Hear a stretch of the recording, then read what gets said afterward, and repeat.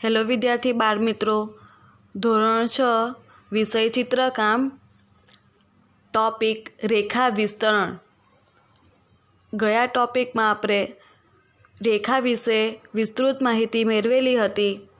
હવે આ વખતે આપણે વિસ્તરણ જોઈશું. વિસ્તરણ એટલે શું?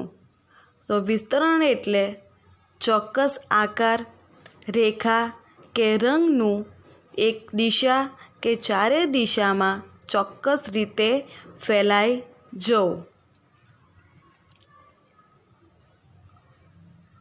ધોરણ 6માં આપણે વિસ્તરણના બે પ્રકારો, પહેલું કેન્દ્રમાંથી વિસ્તરણ અને બીજું પાયામાંથી વિસ્તરણ વિશે સમજવાનું છે. વિસ્તરણના બે પ્રકારો છે.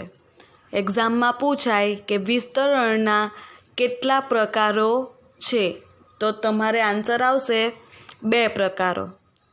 કયા કયા?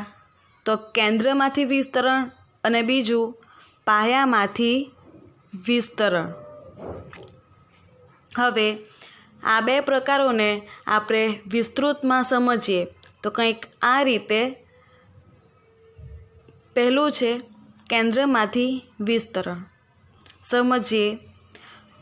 કોઈ એક કેન્દ્ર કે મધ્યબિંદુની આજુબાજુ આકારો વિસ્તરેલ હોય તેવી ગોઠવણીને કેન્દ્રમાંથી વિસ્તરણ કહેવામાં આવે છે. દાખલા તરીકે સૂરજમુખીનું ફૂલ, સૂર્ય, ચક્રના આરા. કોઈ પણ એક કેન્દ્ર એટલે કોઈ પણ એક આવું બિંદુ, બરાબર? બિંદુ કે કેન્દ્ર તમે જે કે એના મધ્યબિંદુની આજુબાજુ આકારો વિસ્તરેલ હોય. જેમ કે આ સૂર્યનું ચિત્ર છે. સૂર્યમાં અહીં એક કેન્દ્ર છે. કેન્દ્રમાંથી એના જે આ કિરણો છે એ ચારે બાજુ વિસ્તરેલા છે. સૂરજમુખીનું ફૂલ તમે બધા જોઈ શકો છો. વચ્ચે એક રાઉન્ડ છે, એટલે કે એક કેન્દ્ર છે. એની બાજુ આ બધા જે એના પાંદડા છે એ ચારે બાજુ વિસ્તરિત છે. ચક્ર છે, બરાબર? તો ચક્રમાં પણ એવું જ છે કે વચ્ચે એક કેન્દ્ર છે અને એના આરા ચારે બાજુ વિસ્તરેલા છે. તો આવી જ રીતે કોઈ પણ એક કેન્દ્ર હોય, કેન્દ્રની આજુબાજુ ચારે બાજુ વિસ્તરણ થયેલું હોય તો એને કહેવાશે કેન્દ્રમાંથી વિસ્તરણ. એક્ઝામ માટે મોસ્ટ આઈએમપી આ વિસ્તરણ ટોપિકના 2-3 ક્વેશ્ચન પૂછાશે જ ફરજિયાત. હવે એમાં વિસ્તરણના પ્રકારો પૂછાઈ શકે, બરાબર? અને કેન્દ્રમાંથી વિસ્તરણ, તો હવે એના ઉદાહરણ તમને આપે. જેમ કે આપે કે સૂર્યમુખીનું ફૂલ એ કયા પ્રકારનું વિસ્તરણ કહેવાશે? તો એમાં ઓપ્શન હોય તો એમાંથી કરેક્ટ આન્સર કેન્દ્રમાંથી વિસ્તરણ, બરાબર? હવે કાં તો નીચે બધા ઓપ્શન હોય અને તમને ઉપર સવાલ આપે કે કેન્દ્રમાંથી વિસ્તરણનું ઉદાહરણ નીચેનામાંથી કયું છે? તો એમાં આ 3માંથી કે તમને કોઈ પણ અધર ઉદાહરણ આપે, પણ તમારે એ સમજી લેવાનું કે જે ઉદાહરણ આપ્યું છે એમાં વચ્ચે એક સેન્ટર છે અને સેન્ટરમાંથી વિસ્તરણ થતું હોય. જો એ રીતનું ચિત્ર, એ રીતનું ઉદાહરણ આપ્યું હોય તો એ કરેક્ટ આન્સર છે, બરાબર?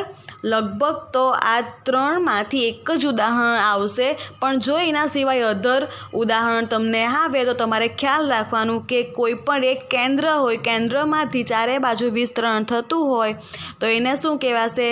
કેન્દ્રમાંથી વિસ્તરણ, બરાબર? હવે આગળ જોઈએ. સેકન્ડ, પાયામાંથી વિસ્તરણ. હવે આમાં કેન્દ્રમાંથી વિસ્તરણનું ઓપોઝિટ છે. તો કે કોઈ એક સપાટીના પાયામાંથી આકારો વિસ્તરતા હોય તેને પાયામાંથી વિસ્તરણ કહેવામાં આવે છે। શું કીધું છે? કોઈ એક સપાટીના પાયામાંથી, સપાટીના, બરાબર। અહીં શું હતું? કેન્દ્ર કે મધ્યબિંદુ। શું હતું? કેન્દ્ર કે મધ્યબિંદુ। કેન્દ્રમાંથી વિસ્તરણમાં કેન્દ્ર કે મધ્યબિંદુ હતું।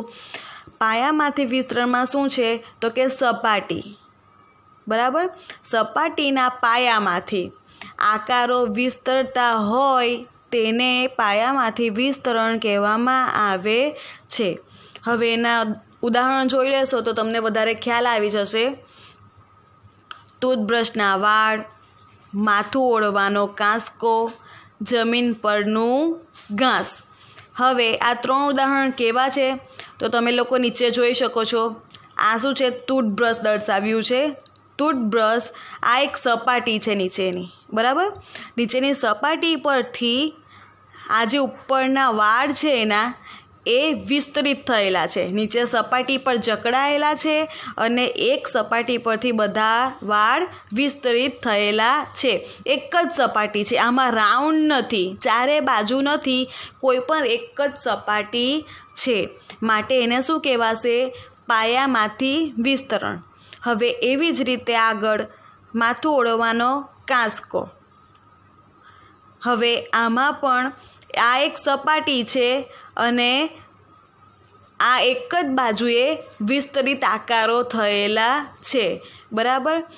એવી જ રીતે જમીન પરનું ઘાસ। જમીન પરનું ઘાસ પર એક જ સપાટી છે, બરાબર। આડી એક સપાટી છે, એની ઉપર ઘાસ વિસ્તરિત થયેલું છે, ચારે બાજુ કે રાઉન્ડ નથી, બરાબર। આમાં કેવું હતું કે આ સૂર્ય જો એમ રાઉન્ડ છે અને એની ચારે બાજુ કિરણો વિસ્તરિત થયેલા છે।